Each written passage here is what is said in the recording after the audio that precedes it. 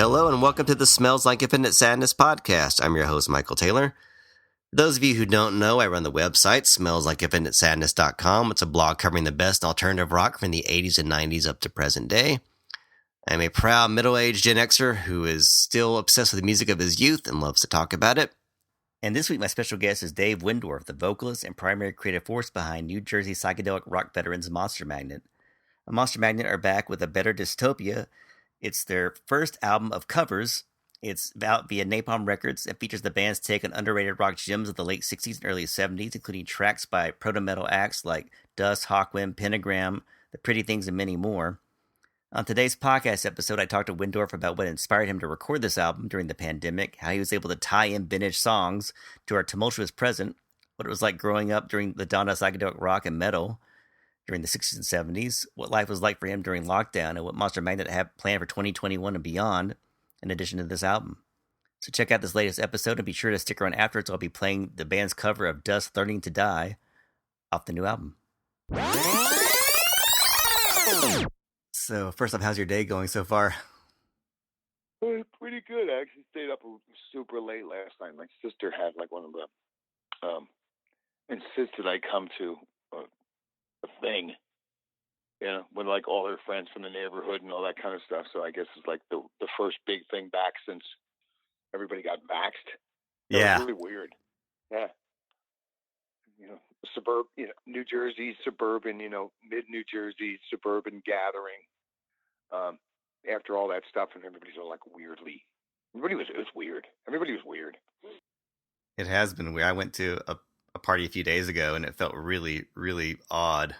I felt almost like exposed and strange, and just it doesn't take long, It's like the thin veneer of civilization breaks down. All you need is a little caveman action. You start to revert. Well, I guess that kind of leads me to my first question, which was it basically during the pandemic. I mean, we're still going through it, but during like the worst phases of it, was that kind of the cabin fever that inspired you guys to get back into the studio? And were you originally going to do original songs, and was it always a plan to do covers, or how did that whole evolve to do the new album? It evolved because really we got interrupted in the middle of a tour. It was a 2-part tour that was supposed to go the first part in Europe, 3 weeks off, and the second part in America. So we were all like rehearsed for the Powertrip tour, and we had just finished a month or about 5 weeks in Europe, and we just got out of there just in time. And we were there we were in Milan 2 days before Milan went down, so we could see it coming. Yeah, it was like it's coming, and so we got shut down, of course. And I was like, well, I'm gonna stop playing now. And plus, if it looks like everybody's going to be in lockdown, we're going to lose our minds. This is going to suck. Everybody's going to go fucking crazy. So we got to do something. And rather than make those guys wait while I sat in there writing the next record, because that's what I usually do is write all the songs, I didn't feel like sitting there and writing during a lockdown. What a horrible record would be, Yeah. Can you imagine? It's not very inspiring. Just sitting there. So I was like, let's just do this. So let's do a cover record, and this is the cover songs I want to do. Well, that was something I was going to ask about too. Is doing covers, was it easier to do that and less stressful versus new material? Because I've kind of talked to several different musicians about this, and some were saying they felt inspired, but most of them felt kind of sapped, just because it was so stressful thinking about things, and even thinking about new songs was just kind of out of the question at this point. But I was wondering if that was kind of where your head was at too. It wasn't. No, I mean, I guess I could have wrote, but it would take time, and I didn't want to waste the energy that we had got up. Like I said, we're in between 2 tours, and once you get all fired up like that, the band's like playing really good, and everybody's together. It's a band. It really is a band. So once you get that all cylinders going, I figured it was the best thing to do, record while everybody had their shit together. And I didn't know, how bad it was going to be later on. So it was better. And I thought it was just better to get something down. Didn't matter what it was, as long as it was cool. It didn't matter who wrote it. And I had this list in my back pocket for a long time. Anyway, there's always a list of covers in my head. I'm such a record mutant that all I do my whole life has been, man, I wish I wrote that song, or man, I'd love to sing that song. It never ends. So it's no problem for her to get. I mean, it hasn't ended since I was like 13. Like, man, I want to do that, and I want to do this. So this thing has been sitting around in one form or another for a long time. Another thing is really, I had to look tactically too. Like, whatever record you release in the pandemic is going to be kind of like a sacrifice to the gods, meaning you can't tour it. Yeah. So you're not going to make that much money off it.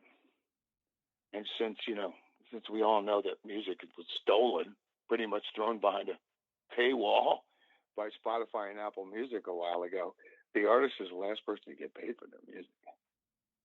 It's a scandal, and it's been that way. But what are you going to do? Like, they quote unquote save the industry, but music is not worth what it used to. Artists really don't get paid a lot for their music. Publishing deals are small. The only place they have to go is live, and so literally sell T-shirts and tickets to get their money. And it's 21st century madness as far as I'm concerned. But I'm sure you've heard this from other people. But you'll see. They'll be in the future. You'll see these people, class action suits goes against these guys. Steven Tyler and Wilson Pickett went in there and tried to sue them. Anyway, so there's the money, and so if you don't have a new record to promote a tour, it's harder to get people excited about your tour. Yeah. The press and all that stuff really wants something to focus on besides just you. Like, okay, Monster Man is going on tour. Well, why? Just because they're Monster Man? Fuck you. Give me a new album. You know what I mean? You and everybody wants to go. So it's important to time this stuff right, at least I think it is. So I just said, all right, well, if we got to throw anything away, sacrifice to the gods something, we'll sacrifice a cover record. That's something that's, not my first instinct to do, but given the songs that were on it and what I wanted to do with it, I thought it was totally the right time to do a project like that. Tie it into the pandemic, throw some history on it, the whole thing, Just make this point out my observation of that in my life, I've been through two quote unquote end times. When I was a kid in the 70s, early 70s, the media was just nuts, and it was really crazy. I don't know how old you are, but if you didn't live through it, how old are you? I'll be 50 into the end of June, so I'm okay. So you've heard enough stories. You're old enough to know, So, but yeah, I mean, there were riots all the time. You know what I mean? Just imagine if what you saw last year when George Floyd thing, but just imagine if that was almost every weekend for like 7 years. Yeah, civil rights. And, all you got to do is look at history and you'll see it. Things were on fire. Stuff was burning like all the time. I remember Newark, the town is not that far away from me. It was just on fire, and there were snipers. It was a very, very violent and crazy time. And we had all this shit going on at the same time. Vietnam, the Cold War. I mean, fear of nuclear war was still a huge thing. Yeah. It was on people's minds all the time. And acid, Charles Manson. It was bad vibes, really, really bad vibes. After 68, and I turned like 12 in 69, and the whole thing was like, the 60s just went really wrong. Mm-hmm. Like everything's coming apart. It was kind of cool. I mean, I was 12, so you know what I mean. I wasn't a grown up. All I knew is that pop culture reacted immediately to it. It was very, very cool. Like, not all pop culture, but music did. TV didn't. Movies didn't. Not till a couple of years later. And all the stuff that happened in the late 60s, the only place you could really see it reflected immediately was in music. Like, if those kids got shot at Kent State, and like 2 weeks later, there's a song called Ohio on the radio, And that just didn't happen back then. You know, I mean, TV would show it on the news, but you wouldn't see TV shows dealing with that shit, you know? Yeah, they kind of. And all of a sudden, a rock band could write a song about something that just happened, get it on the radio 2 weeks later, you're plugged in, you know? Really, I mean, you felt like you're plugged in. It's like, okay, this shit's coming out. This is the way it is. The only people that can make an end run around the gatekeepers of culture is music, because music was not considered to be an intellectual property, but just an entertainment property by the record companies. But the kids and the music had advanced to the point where they were an intellectual property. It's just like the old people didn't know it. There's like a secret language, you know? It's like the secret language amongst young people. And it's important to notice that loud music wasn't even, when I was 12, loud music was only about 2 or 3 years old. It was brand new. Hendrix came out in '67 and turned it up, but before that, it was, yeah, there was Beatles and Stones and stuff, but it was all turned down, half the volume. So it was a crazy world, and it seemed like the music part of it and the culture surrounding it, counterculture, seemed to react to everything that was going on, and they were ahead of everything else. Not even the movies were that cool. You know, there's a couple cool movies, but there wasn't that whole '70s. Later '70s, '73, '74, cool, Coppola, Scorsese, and all that kind of movement didn't really get going until a couple of years after. So it was just like a bunch of now aging anti-war activists, and then a bunch of like teens, almost tweens, starting to listen to Led Zeppelin and Black Sabbath, and you know, and stuff like that, and all the stuff that came out of London, like Jethro Tull and Emerson, Lake and Palmer, and it was just like a whole new weird thing. Very cool. And they didn't promote the stuff in mainstream at all. They were only promoted in record companies. They rarely like gave you a heads up on what was coming out. So you had to kind of go to the record store, and you'd see these things would come out, these albums, and go, oh, I wonder what this is. You know, I read a shit. Rock journalism was created in '66. There was no rock journalism before '66, and this was '69. So they were making it up as they went along. I loved it. I thought it was going to be like that forever. I remember around '75 when Kiss came out, I was like, well, it's all over. You could see that it was getting, you know, it was getting more like TV in the movies. You know, when the big business struck and the band started charging more, and arena rock and stadium rock started, that was in the mid '70s. But that wasn't the case in the time I'm talking about. It was like a no man's land. You know, it was post-'60s activism, but pre-stadium rock and high ticket FM. The FM was still a freak show. It was very cool. I said that word about 9,000 times. I'm trying to better way. It was interesting in a way that in a way that I've never seen before. In meaning that the mainstream was really trying to understand what was going on with music and kids. They were trying, you know. I mean, people would take a step down, like major journalists would go, "What's going on in this rock scene?" You know, I mean, the word rock, the word rock was divorced from rock and roll. Now that was only a couple of years. You know, the word rock and rock generation was the first time it was used. They hadn't even made up rock star yet. It was like, what's going on in the music scene, and what is all this weird stuff? And if you look at the output of, say, between '68 and '73, it's wild. And it's like it's a renaissance of music compared to what came out before and after.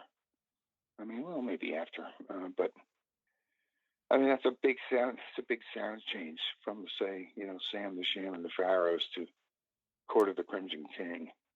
That's a big, you know, a big vibe change in music, you know.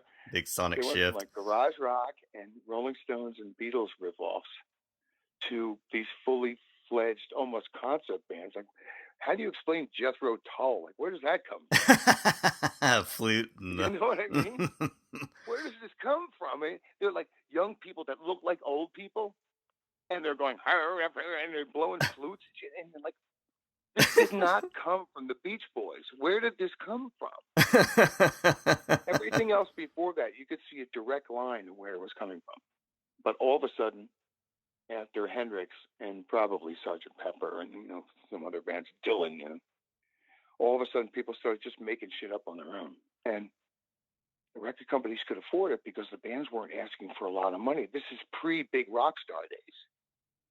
This was being in a rock and roll band was not a big money maker. It was decent, but if you're looking, and I've checked all this stuff because I'm fascinated with it. It's like, why was that time so good? They weren't demanding a lot of money. The shows weren't huge. I mean, a festival was huge, but there weren't that many. Woodstock, Altamont, that was a disaster. So it was just this weird little thing, and mainstream culture and intellectual culture tried to go in there and understand what's going on, so that these guys, music itself had a currency, an intellectual currency. And I don't know if it was deserved or not, because, I mean, yes is great and everything, but I don't know if they're going to move the needle on, intellectual quality or anything. But yeah. Basically, they created their own universes that were complete amongst themselves. Much more than a factory line pop machine that had come out before that. So you've got a world where it's not just, oh, here's all the new kid bands. We all know they're dancing to the same beat. They weren't. It was like you got Emerson, Lake and Palmer, Yes, Black Sabbath, Led Zeppelin, the Eagles. Everyone's doing different. Sly and the Family Stone. It's different. Everybody had their own sound and stuff. And beneath all that was this really weird kind of throwaway. The guys that didn't make it, old ex-garage punkers and people holding on to psychedelia and pushing it through in this kind of paranoid time of like how I started this with Vietnam and all this stuff, where it was actually possible to, or at least for people to try to really quote unquote tell it like it is. I'm sure drugs had something to do with it, but I think it was more just this widening, just a widening field. It's kind of like it had I'm sorry. I would say it's kind of like it had a few years to be kind of pure, and before people tried to commodify it, it was like a few years of just kind of hitting the.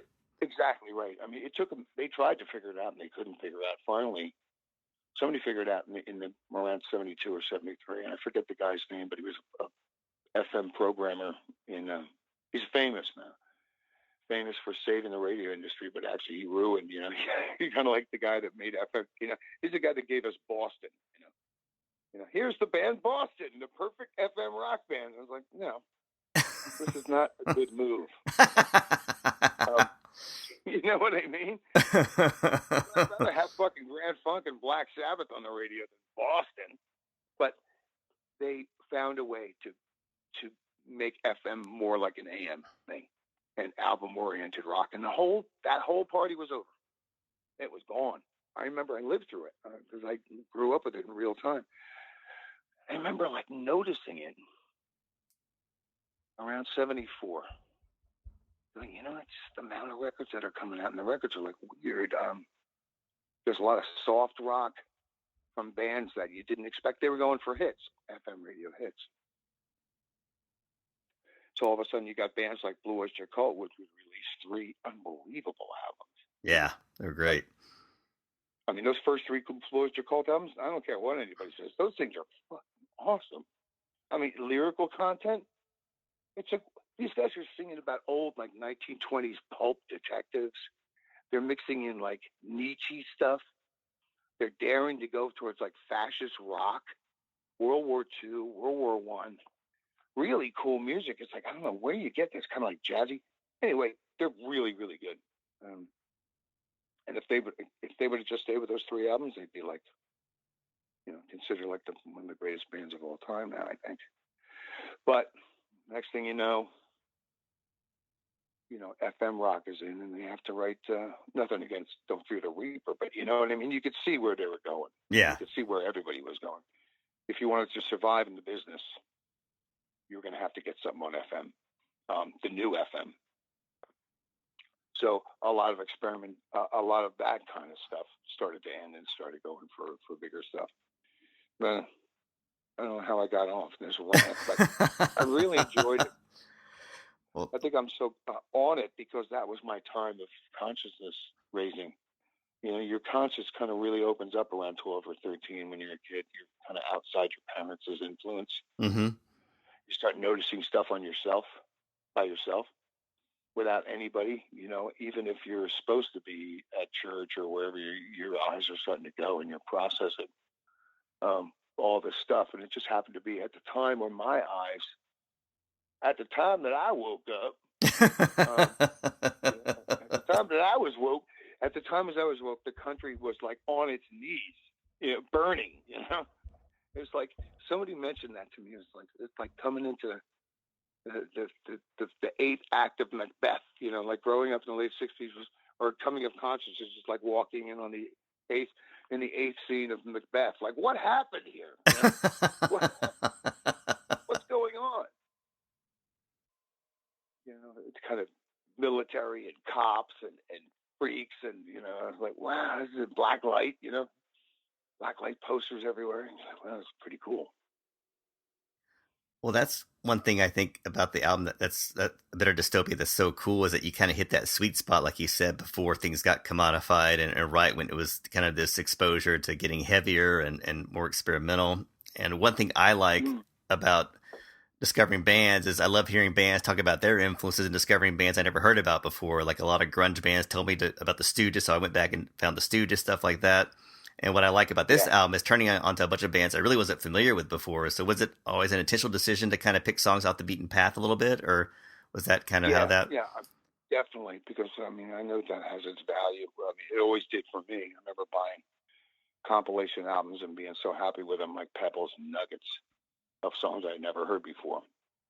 That came out in the '80s, which were collections of 1960s garage punk bands, and they were just my favorite thing. I was like, I love these compilation albums. And then there was the Cramps. Oh yeah. Like when I was like 18 or 19, when I finally started getting into my own bands, which was into music. The Cramps were around. The Cramps were like a library of that stuff, and they would cover all these obscure songs, and that's how I found out about it. So I figured I was just figuring or continuing in that tradition. So I couldn't really go wrong doing it that way. Like nobody's going to give me any shit. Like, oh, you fucking douchebag, you know. Like, I'd rather have people go, I don't recognize any of the songs than you did a horrible version of Communication Breakdown. Can you imagine? What are you doing? Guess what? You won't believe it. Dazed and confused. Like, oh my god.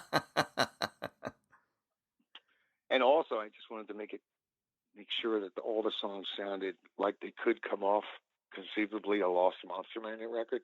Yeah. I was like, these things have to be in the wheelhouse.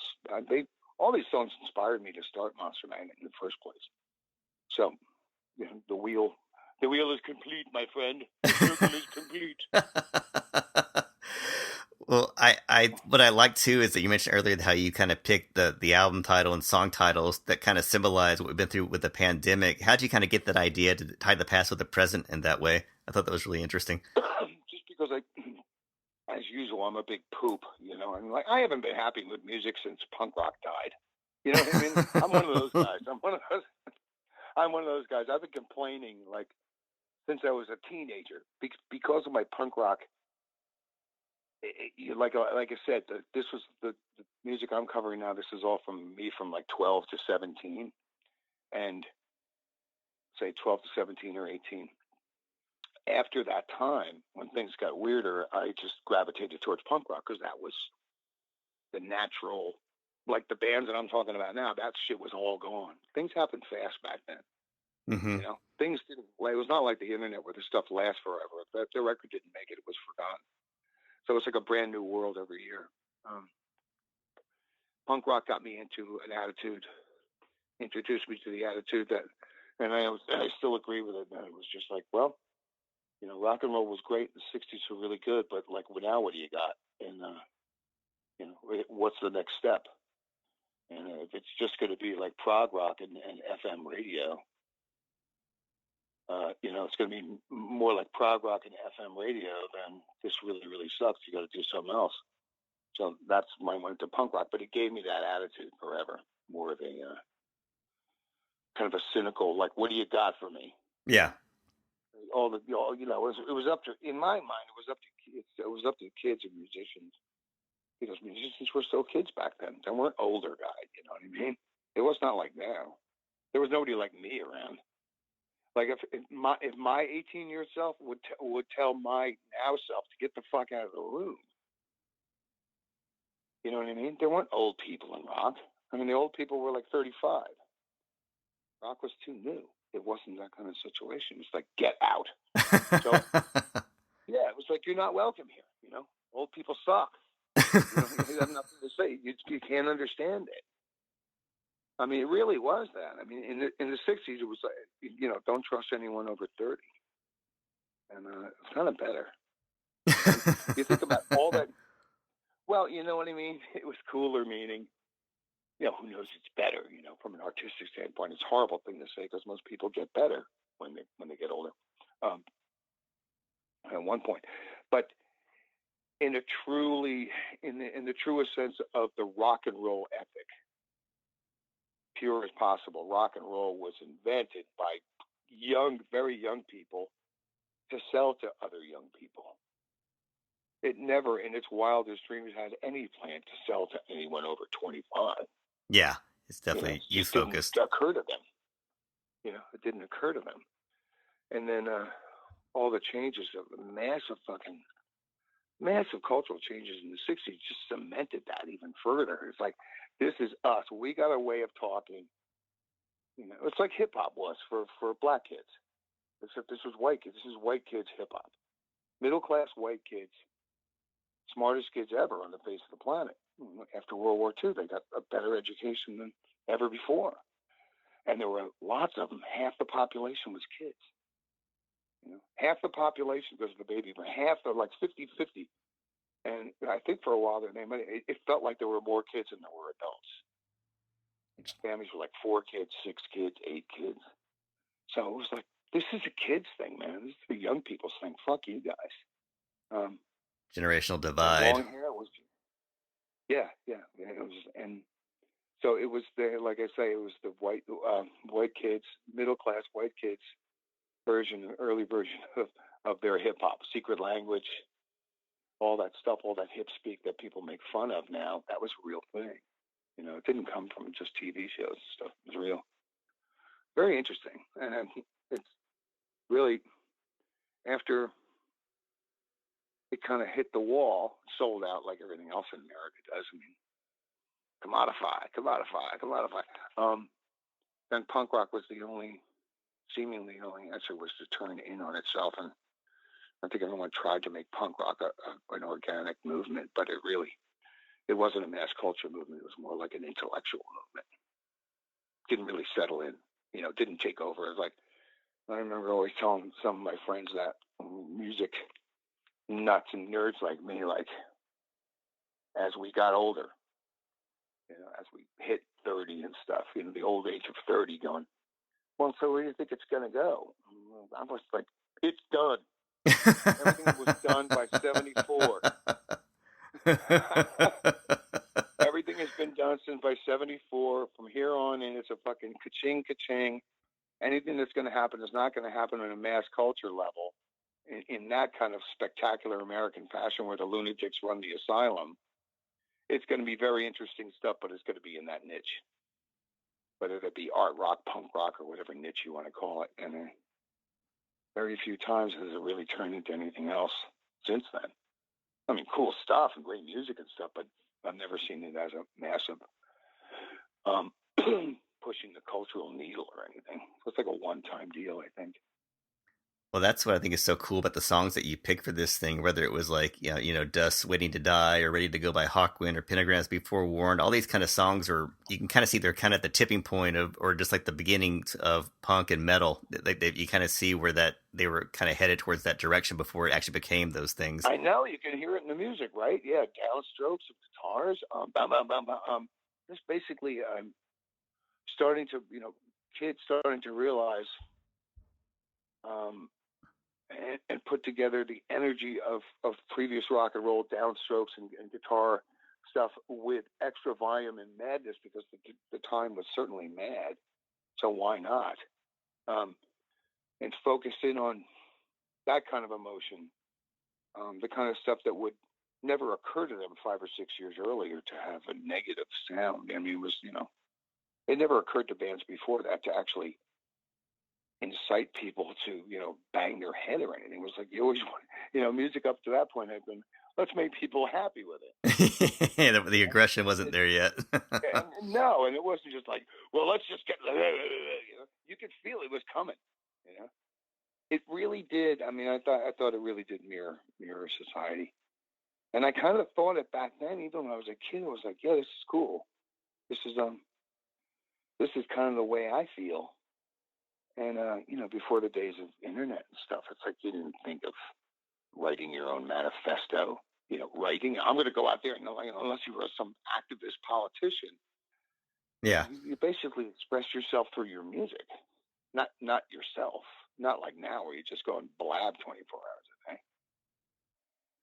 day. Sometimes I think words have really pushed art to the side in this world today. Typing in words. Yeah, because there's that primal aspect you don't want to get too far away from that makes it rock. Before it, you kind of want to make it too polite or too explanatory, I guess. There is that rawness. Yeah, it's strange. Yeah, raw. I was just writing something about this the other day. It's just like when people had the time, or it's just in that time in history where people were willing to lean into ambiguous lyrics and try to figure out what was going on in them. If you write really ambiguous lyrics now in pop, they'll throw you out of the club. They're like, why don't you tell me what you mean? I need your motivation. Why are you writing this nonsense? And it's weird. I mean, we just went through 4 years of Trump and a crazy post-truth, whole blah, blah, blah. I mean, it hasn't been, like, it's been talked about way enough. I haven't seen it pop up in any kind of real pushback or addressing that in popular music. It's like they want to pretend it's not there or something, or they just don't know how to deal with it. There's like no protest anthems anymore. They've kind of just, I don't know where they are, but I haven't heard them. What do you protest? Like the world's, it's like, at least I guess in the old days it was in a monoculture. It was easier to blame like one or the other. Now it seems to be everybody blame the tribe next door. You're wrong. I mean, feminists can't get together. Kids can't get together. Nobody gets together on anything. They're all fighting each other over picking fly shit out of pepper. It's almost like they're just battling because you can, and not enough dream time. Yeah, it's like a lot of time for that. And music, while it still can be a very transportive experience, has a lot of competition from modern fantasy elements, such as movies and stuff. And the movies got a lot better at creating fantastic worlds that can't be replicated without billions and billions of dollars. And music, of course, used to be able to do that with just $30,000. You listen to "Fragile" by Yes, and you're in Yes land. Mm-hmm. In your head, you're in a multi-million dollar. If that was a movie, you have to get Roger Dean to do the movie, and to paint all these things. It's just a whole different world. There's competition now for people's dream time. So it seems to me like a lot of the art, at least the mass art, mass culture, likes their art as an adjunct to their feeling. It's like, here's my favorite song, and this is what I mean. But it's definitely not like, where's the music going to take us? It's like, how can I use the music to bolster my my opinion? I suppose it was inevitable. Yeah, it's like I keep waiting for some kind of resurgence to come back, and it's just not happening, at least not yet. But you kind of hold out hope that it's going to happen in some weird way that you and I will probably be against it. That's when you'll know it's right. Exactly. Like, I don't know, man. I don't understand what those kids are doing. It's uncool. It'll be like three bald children, like 9-year-old children, using mental telepathy in the desert, just beating on a bongo and speaking Esperanto, and somehow it'll be like a computer virus that goes into every. Oh no! It's like, there's a new rock and roll. We're like, wow, I didn't see that coming. Well, kind of a flip side of the other songs I mentioned was "Death" by the Pretty Things, and that's probably my favorite song on the new album because it's so unique and kind of understated. It's somber. Yeah, mine too. Yeah, it's kind of what a fucking song. It's kind of different for you guys in that respect. Was that a fun one to tackle? And was that kind of shift in tone intentional since that was kind of the lone, not really a ballad, but the lone. Absolutely. It needed a breather. The record needed a breather. I always look at records as like it's a destination. There's a destination. There's a beginning, a middle, and an end. With a couple little bus stops here and there. So it needed something to break up the loud rock. And I love little songs. I mean, I've been writing tiny little drumless songs forever on Monster Manor records. They're all over the place, usually at the end of the records. Songs with no drums, just big vocal and weirdness. So this one fell into that category. So the Pretty Things were like this amazingly, underrated, I think, band. They did lots of stuff in the 60s. At the same time, the Beatles were doing it, making up cool concept records and stuff. And they had this song "Death," which I just thought was the coolest thing in the world. I said, what a mood. Mm-hmm. Yeah, just the whole thing. It's like a funeral drum in the back. You can just see the guy walking along and bringing the coffin down from the graveyard from some poor old bastard that died in Gallant Fish on Gloucester or whatever English place you want to make up, man. He lived a good life, and now he died and cast on trout. And now his grandchildren look. In the original, on the original thing, the guy's like, he's like 18 years old singing the song. So he's got this beautiful, high-pitched, non-cigarette voice. So I figured the best way to do it is just do it from the old guy's perspective, let him hear the cigarettes and let him hear the age in the song to make it creepier. Add a little fuzz to it, make it a little bit more menacing, but not fuck with. I don't want to fuck the originals too much. The original songs are really bizarre and cool, and that's my favorite song on the record too. It's fun to make. It doesn't take long either. It's got a really cool atmosphere to it that almost kind of like pre-goth. It had that real kind of sinister, dour feeling to it. So I really, really like that one. I swear, man. I mean, if you go deep diving through the late 60s and early 70s, you could honestly, you'll a little bum yourself out, and then you'd be like, well, it really was all done. So in that time, so many people touched. Maybe they didn't capitalize on it, but they touched on almost everything that came after. Somebody was touching on something that came after, like you said, proto metal, proto goth, proto whatever you got. Put a proto in front of it, you'll find it. Very interesting. I think one of my favorite times in music for adventure. Mm-hmm. Maybe not the quality of the music, but I can think of a more adventurous time. Kind of like an anything is possible kind of vibe out there. Where I think that people believed it too, because they were going, like I said, they were making an end run around the gatekeepers. Just imagine if you could, like people make end runs around gatekeepers all the time now with YouTube sensations and viral videos. But the only thing that stops it from being the next big thing is that there's a million people behind it doing it at the same time. Mm-hmm. You know what I mean? So we can't have the rock and roll thing like we had last time, because the rock and roll thing was at that sweet spot where the media was fast, but they weren't that fast. Yeah, it was oversaturated. Came up with oversaturated, and there's just too many acts, and going so fast that nobody can pay attention that fast. But back then, there was a belief, that you could have something like if you could, a few years before, the real people, the heavyweights that moved the needle, Bob Dylan could make lyrics the most important thing on a record. that was impossible to, ever think that people would do that. It's like, what do you mean? Where's the beat? How are the people going to dance? Like, no, well, this guy's like a poet. It's like, poets don't belong here. It's like, we don't want poets in rock, but he did it. So there's people that were listening to other stuff, rock, and were also like leaning in, listening to a guy speak. And then the Beatles started doing stuff in rock and roll music that just wasn't done, bringing elements of classical and Indian music and all this stuff. So it became a heavier deal, more literary.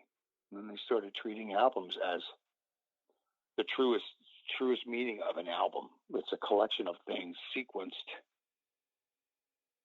in a way to bring you through chapter 1, chapter 2, chapter 3. It was a massively new, almost unthinkable concept at the time this stuff came out, and it set the bar for everybody forever. It's kind of lost the plot since then, but I know I sound like a wistful, like non-forward thinking musician, but I can't go. Every time I want to go back to the well on something, it's like I go back to those days because there was people did think there was a possibility for that stuff to last. And again, that's what I mean about the Dylan thing. Media moved fast enough to carry your message around the world, but slow enough for you to actually be a thing. It caught on, at a good pace. A couple of TV appearances, a lot of build up to record stores and tours, and you were entrenched for a while. Yeah. At least a good 2 or 3 years. Now it's like, man, you can have stuff that would blow Dylan and Beatles sales away in one day, and it's gone by the end of the week. Yeah, there's very little shelf life anymore. Just kind of moved on to the next thing. There's not too much competition to have your own lane, I guess, in some ways. I wonder how it's all going to pan out. Like there's got to be. It's certainly possible for it to be the greatest time ever. We've got all the tools for it to be. It's like a weird Star Trek episode. I'm trying to figure out the end of it. And then where did they do to fix, and everything was great, except everyone started acting like children and yelling and screaming at each other. How long did the argument last? 25 years. Like, no. Humanity argued with itself at full volume for 25 years? Fuck me. Well, I think that's one of the things too that makes a better Dystopia so great is that you did pay attention to the sequencing, and it even though it's covers, it feels like it flows like a regular album, like it goes together. And like you said, it still sounds like you guys. It sounds like Monster Magnet. If you didn't know any better, you would, like, for me, if I had just heard this album without knowing the influences or researching them, I'd be like, oh, this is new Monster Magnet stuff, which is, I think, a kind of a compliment to how you guys absorb that. But I was curious if doing these covers inspired any new songwriting ideas or change in approach to how you guys play. Did that have any effect like that? Yeah, I'm sure it's gonna, because I got outside of my comfort zone for singing, so I was like, man, what the fuck? You got lazy in the last couple of years. I remember writing the last record, and the last record I did, and I wrote it, and I remember writing, getting the keys together. I was like, yeah, okay, I can handle this. I can go up and down in this key and sing. They weren't that much different from my normal keys, but I think definitely somewhere along the line, I kept thinking about making the key of song in a spot where I could deliver at 100% quality at every step in the song. And these songs were outside of my comfort zone, so I had to sing outside of quality notes. I had to try harder. And as I listened to vocals back, I was like, I like this guy better than that guy. Just looking at me as the singer. I'm like, what's the difference between this song and that? So it's not the song. And I'm like, why does the singer sound different? Because one guy's trying harder. So that's what it really taught me. It was like, take more chances. Mm-hmm. It was like, sing outside, shred the voice, fuck it up. Like, what do you got to lose? It's not like I'm 64 years old, for fuck's sake. It's not like I have to go out there. You know what I mean? I gotta sing this song in 50 years. It's like, I'm sure that's what Led Zeppelin did. Like, oh my God. Robert Plant, when he's 18, he's like, how am I gonna sing Communication Breakdown when I'm 30? He couldn't. That's why he won't reunite with them, I guess. Yeah, Yeah, there's a lot of considerations, but yeah, I learned from that, and plus the guys, and we all learned that in as far as making careful considerations around making albums, sometimes the careful considerations should be made after. Some of the careful considerations should be made not too early, but you've given the material, whatever that would be, whether it be a song I wrote or a song that the Cavemen wrote or whatever, and just fucking hit it without much consideration is whether we could pull it off or whether we could do it exactly, but whether we can make it exciting as possible and sometimes short as possible. So it taught me all kinds. It brought me back to like a little pop ethics of brevity and then just pure human ethics of like, how do you want to voice the sound? You know, like, you know, I tend to sing more than growl. I mean, I growl, I sing, but I'm an old time singer compared to modern metal guys. I mean, those guys don't. It's either with modern metal, it seems to either be it's a bluesless affair. Let's just say. Yeah, Cookie Monster vocals, which is Cookie Monster, but then like this really like me, you know, to prove that they can not just do Cookie Monster, they'll have a little emo part. Yeah. Yeah, a little emo. Yeah, a little emo. You got it. You know what I'm talking about. It's like a little emo, little thing. Okay, you know, maybe put a girl in there. Okay, you know, that'll make it nice. And but there's no blues. And why is that, do you think? Blues. I don't know. It's like the embarrassment of the fucking world to me. It's weird. I mean, that's why modern metal is not cool. And people get me mad. Monster Mag's been in the metal ghetto now for 30 years. You know, I didn't ask to be put there. You know, nobody asked me. Hey, we'll put you in the metal section. I was like, what? I was like, what have I got to do with fucking Slayer? You know, I've got nothing to do with this. Nothing against you guys, but it was like, but anyway. So I've been dealing with it, and I don't know why. Maybe it's just like a white kid thing. You know, it's very, very syncopated and not lazy. I mean, it's not Sabbath. You know, it's like all the good rules from Sabbath, all these bands forgot. The jazzy, the lazy, you know, heavy, and I mean tight enough, but not tight, so fucking tight that it's like a pneumatic drill. I think maybe and it's hard to say what modern metal is because there's so many subgenres. But let's take the modern metal thing now, which I call fantasy metal. Yeah. You know, which is basically all these concepts of, I don't know who started this shit. Iron Maiden a million years ago, but we're going to sing a song about the wall and the great fantasy wall that was built. It's like Game of Thrones metal. Mm-hmm.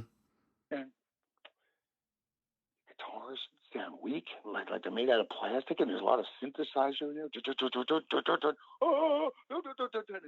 What? Where's the rock? It's very impressive. It's impressive live, but like I said, there's no blues influence. And it's not like I want to sound like Muddy Waters, but I want to sound like a human. Yeah. Not a Broadway. You know, it's like I'm not a Broadway guy. So there's that. And I think that's another reason why, you know, songs like this, I think most of Monster Magnet was kind of based in on blues and garage rock and early metal. Big difference between that and what the overwhelming metal crowd wants. It's always put us in a weird position, kind of a fourth dimensional situation, which I don't mind being in because I kind of knew it would be that way anyway. Well, that's what makes you guys unique. I mean, I would expect nothing less than cover albums of stuff that's not your traditional cover stuff. That's what makes you guys Monster Magnet, and why you've got such a hardcore fan base that gravitates towards that stuff, I think. Mm-hmm. Yeah, the people that get it are like really, really, really, really cool, and I love them. They're usually big music heads. You talk about music history and talk about, you know, interesting phenomena that happen in music that maybe wasn't on the radar at all. And it's so so much more fun to go deep diving for this stuff. It makes it seem new It's like music always seems new and fresh if you go deep diving for stuff rather than go back to the exact same well every time. Mm-hmm. And since there isn't any real new music, there hasn't ever been. It's just a matter of juxtaposition of one style against the other, or lyric against chord, or a different way to record the drums, or kind of different sound, a different vibe. It's always my job to make sure that it's coming from people. That there's a voice behind this. Kind of speak it sometimes, kind of yell it. Just like all the songs on this record have that kind of thing to it. That the vocalists on the record have a personality. They're singing like kind of old school, but sometimes they'll speak and croon or whatever. Fun, really fun to do. Well, I guess now that we're slowly, people, vaccinations are getting put out there, and there's talk of live music happening again. Have you guys figured out if you'll be doing any more touring, or are you still kind of waiting and seeing? Or I'm ready to go. I'm totally vaxxed. I'm like, put me in, coach. Like, let's fucking go. But there's also a huge line. Like every band in the world wants to go out. Yeah. So my target would always be Europe first, because I've always done Europe first for years and years, because Europe is just a way more welcoming attitude towards the kind of music we do, in America.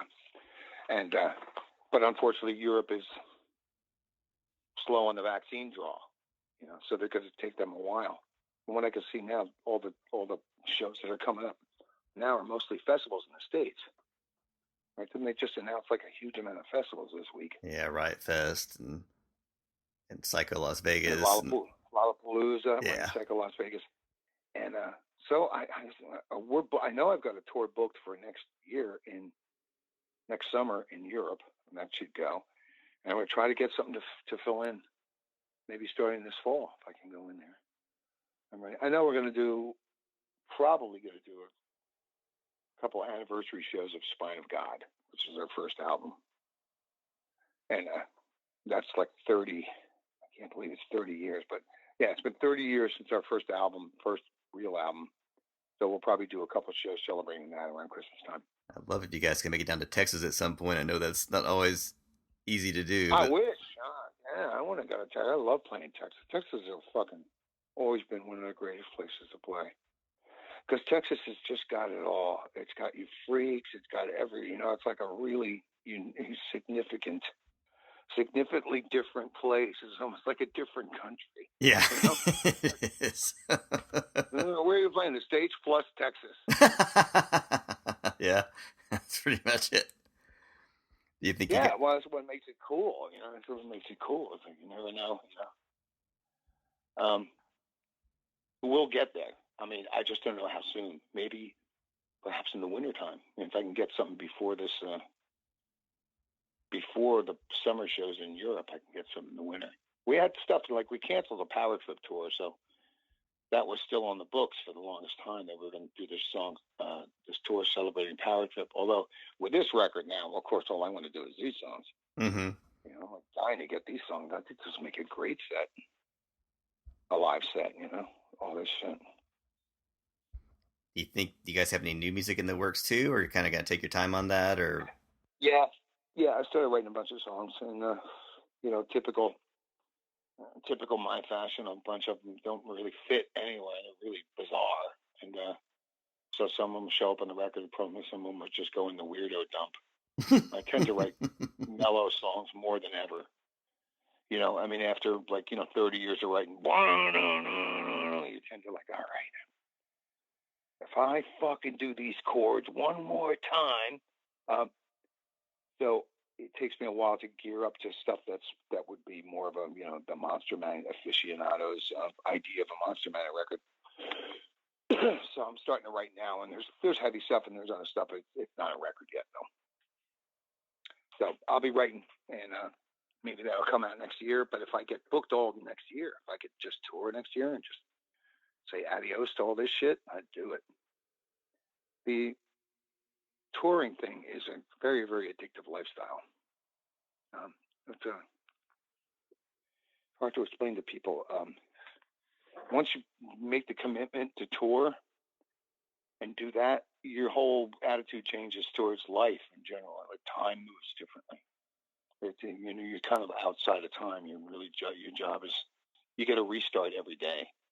Your only job is to make people, reasonably happy, or do something that affects people in some sort of way and get it back from them. So you get to walk out and actually see real humans. You do what you do. You see humans. They look at you. You look at them. And then if you didn't do your job, it's like, oh, that wasn't that great. Oh, well, thankfully we can have another, we have a do-over tomorrow. And that doesn't happen in normal life. It's a great way to live. Cool. Yeah, well, plus it's the lifeblood of your operations, too. I know this has been so stressful for musicians not being able to play out. It's been probably maddening, so I'm glad to see that it's starting to come back slowly but surely. So, yeah, that's going to be. I would imagine live music's going to do better than ever for at least a couple of years after this. Yeah, I would hope so too, because there's people are ready. I think beyond ready to get out of the house and listen to something and see people. Riot! Go out and riot! No, yeah, they want to see something. They want to see other people live. Smell the stink. Smell each other. Mate. I'm going to go outside and mate. Yes. Please go outside and mate. It has to be done. I keep trying to think for, there's not really another time in history where so much stuff got shut down. So, but not in this country. I mean, yeah, in World War II, when you're bombing the living shit out of people and everyone stays in their houses and hides. But aside from that, I don't think there's ever been an organized pull out of society. I mean, if you could say that with the internet, if it wasn't for the internet, half of us would to have killed each other by now. But yeah, it's a new one on me. Can you imagine without the internet? Oh no. Yeah, that was the life. National cabin fever. What did you do? What did you do during the whole thing? Well, I worked at home, which was good, but I'm glad I had that option. But it was stressful, especially trying to take care of a 5-year-old while working. Oh my God, 5 years old! It was like, man, if I could tap the energy of a 5-year-old, I'd be fucking king of the universe. Exactly, exactly. Do whatever they want, and they sleep whenever they want. They just go 150 miles an hour, and then fuck you. I'm just gonna charge the battery and come back at you. It is. Yeah, they say youth is wasted on the young, and I get it now. If I had the energy that I had back then. George Bernard Shaw. You ever read George Bernard Shaw? You should read him. He's a fucking prophet. He was the guy who said that. He said a lot of things. It's like this is the big cosmic joke. This is the joke that the universe plays on us. Well, you're gonna have all the energy to do the coolest stuff, but you're gonna be dumb as a box of rocks. And as soon as you get smart, we're gonna unplug your battery so you're not too dangerous. Is that? Yeah, that's definitely it. Yeah, fuck. God damn it. Yeah, the only person that seemed to have who've belied that law is Donald Trump, who must be on steroids or something. That was the greatest performance of fucking just outrageous energy I've ever seen on television in my entire life. It was bizarre. Never. It would have killed once. Yeah, other people to be under that amount of stress, and he seemed to thrive off of it, which was distressing. Well, because he's like the ultimate comic book villain. It's like I don't know. He's not going to stop. It's like he doesn't have the weakness of embarrassment or knowledge. He's like a crazy, just like a mutant. and he got in. It'd be one thing if he was just some fucking crazy entertainer. It was where he should have stayed. But all of a sudden, this guy's a leader of the free world. I'm not stopping. I would get exhausted watching him. It was the most bizarre fucking thing I've ever seen. It was like a television show for me. Yeah, watching him. I feel like my mental health is far better now than it was when he was there. Just I don't have to hear him every day to be a part of my psyche every single day. He was just hell bent on being in people's lives because of his narcissism. I'm just so glad to have some quiet from it, at least for a while. absolutely amazing. Absolutely amazing what he did to everyone. And you couldn't. It's hard to look away when the guy's, like I say, he's a leader of the free world, and nobody and everybody fell to his spell. Whether it be, some sort of weird representation for a lot of people's irks over their lives, and whether all of it unjustified as far as I can say. You know what I mean? I know you got it bad, but it's not that bad. It's America. It's like you're making this shit up. You're making this shit up in your head. You're just mad because you think it's going to be fucking hip hop nation in 50 years. They're basically just scared. Yeah. Scared white people. They're like, let's see, we fucked these people over for 200 years. Payback's going to be a bitch. It's going to be horrible. It's going to be horrible. And in their minds, they really think it's going to be, yo, what's up? Hanging from their feet. Because they can't see it through any other lens than the way the black people were treated. I'm sure it's in their mind, like someday I'm going to be hanging upside down. There's going to be a cross on my lawn. And it's going to be all these people of color like, we're going to get you back. Never would believe that people would be really that stupid. out of touch. Yeah, like out of touch with progress, like world progress and something.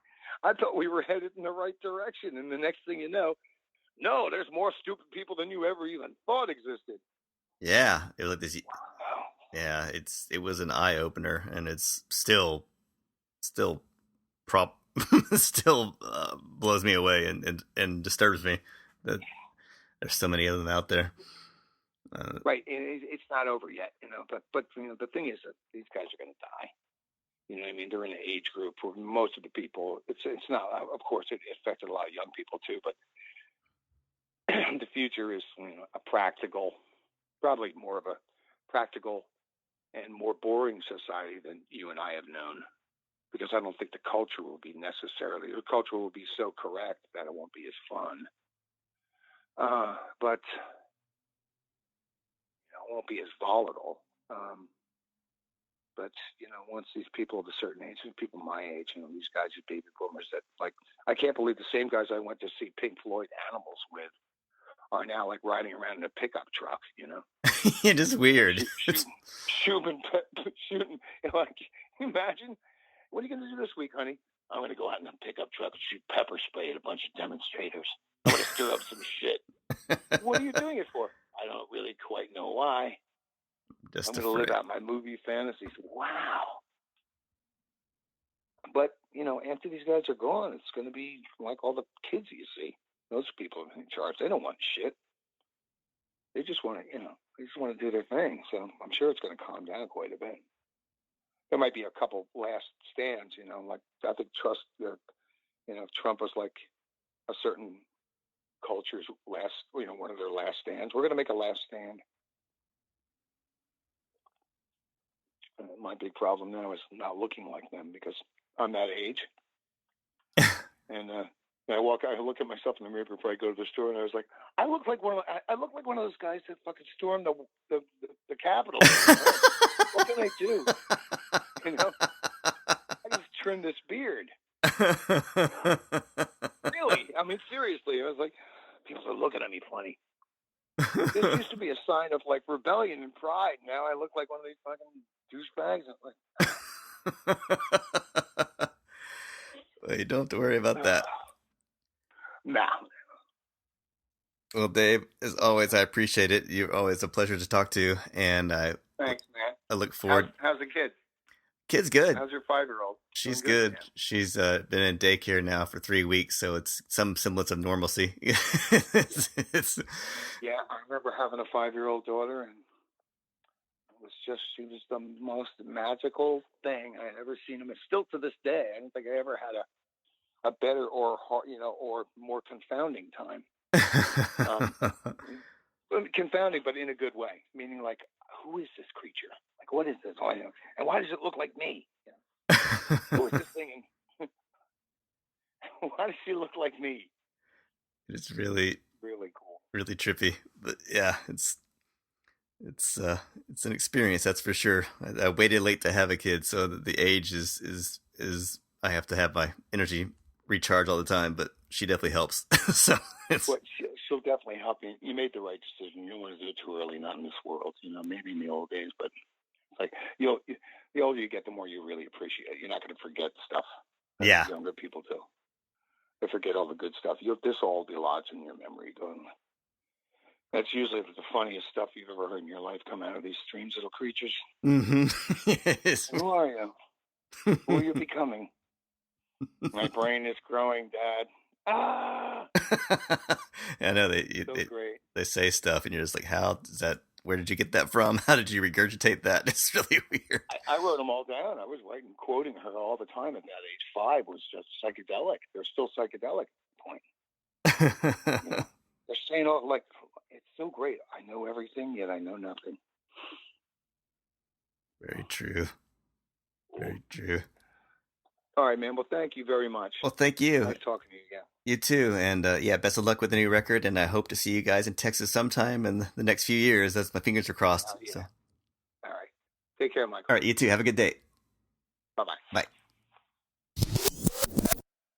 Thanks again to Dave Wyndorf for taking out the time for this interview today. It's always a pleasure getting to hear him talk and give his take on things. You can order the band's latest album, A Better Dystopia, wherever records are sold, including the Amazon link, which you can find on my website, smells-like-infinite-sadness.com, for the blog link to this podcast episode. And you can keep track of all things Monster Magnet via the group's website at zodiaclung.com. And as promised, we're closing out today's episode with the group's rendition of Dust, Learning to Die. So take a listen and see what you think. And until next time, stay safe and stay sane.